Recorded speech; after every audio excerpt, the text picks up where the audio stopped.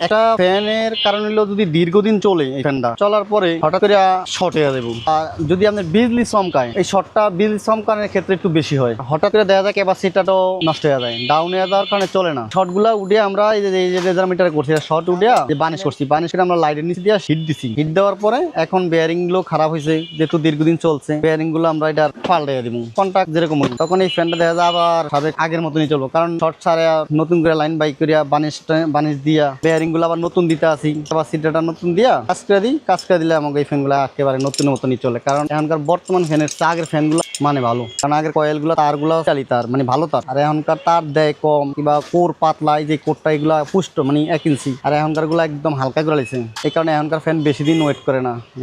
Fan গরম এলে বাতাসটাও গরম হয়ে যায়, আর ফ্যান ঠান্ডা থাকলে চলার পরে বাতাসটা উপরের থেকে ঠান্ডা নামে, কারণ বাতাসটা তো উপরের থেকেই নামে। অনেকে যখন আমাদেরকে বলে ফ্যানটায় হালকা সুইচ দিচ্ছি কিন্তু চলতে আসে না, খালি করে হালকাটা শব্দ করে, এই ক্ষেত্রে আমরা জিজ্ঞাসা করি যে আপনার ফ্যানের ক্যাপাসিটিটা কি ফাল্টানো হয়েছে। যদি কয় ফাল্টানো হয়েছে তাহলে আমরা অনেকটাই বুঝা নেই যে এই ক্যাপাসিটিটা আবারও যাওয়ার সম্ভাবনা আছে, কারণ এখনকার ক্যাপাসিটার গুলো তো ভালো না। আর যদি কয় যে না ক্যাপাসিটার ফাল্টায়নি, তখন আমরা একটা অনুমান করি যে এই ফ্যানটার কয়েলটা শর্ট হয়ে গেছে। ওই শর্টটা সারাইয়া এই বানিশটা করিয়া ফিটিং করলে আবার এই ফ্যানটা হয়ে যায়। একটা ফ্যানের ক্যাপাসিটার দ্রুত নষ্ট হওয়ার কারণ কি, আমরা একটা ফ্যানের ক্যাপাসিটারটা নষ্ট হয় আগের যেই ক্যাপাসিটার গুলা দেওয়া থাকে ফ্যানের সাথে ওগুলা খুব খারাপ হয়, কম, ওগুলা স্পিডটা কমে যায়, একেবারে বসা যায় না। আর যখনই পরবর্তী সময় ক্যাপাসিটারটা লাগায় তখন আমরা আমাদের থেকে পরামর্শ নিলে আমরা বলি যে 2.5 লাগাবেন, তখন আমাদের ক্যাপাসিটার এমনকি ফ্যান দুইটাই ভালো থাকে। কি করে স্পিড বেশি পাওয়ার জন্য আশেপাশের থেকে অনেক সময় খবর লয় যে না ক্যাপাসিটি 3.5 লাগাও, তখন স্পিড ঝড়ের মতো নেব, কিন্তু আসলে ওই ক্ষেত্রে আমরা না দিতে চাইলেও কিছু করার থাকে না, কারণ কাস্টমারের টাকা দিয়ে কাস্টমার নেই, আমরা তো আর দিই না,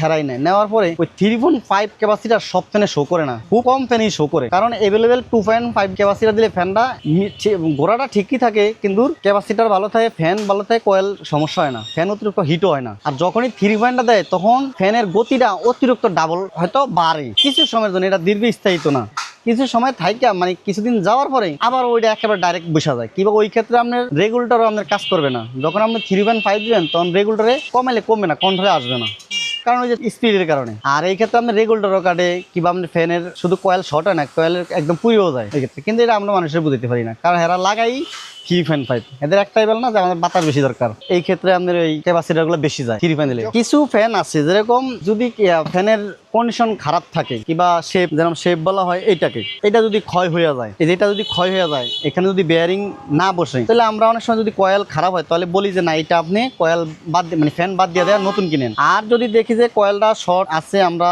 দেখতে পারি যে এই কয়েলটা সারলে দীর্ঘদিন যাবে বেয়ারিং পালাইলে, তখন আমরা ওটা পরামর্শ দিই যে না এটা আপনি সারা নিলে নিশ্চিত চালাইতে হবে। আর মানুষ আশেপাশে কি করে জানি না, মিস্ত্রির কাছে কিন্তু আমার কাছে আস্থা পায় যে না ভাই যেটা কইছি এটা চলো, কারণ আমি আবার ওইরকম কাজ করে দিই।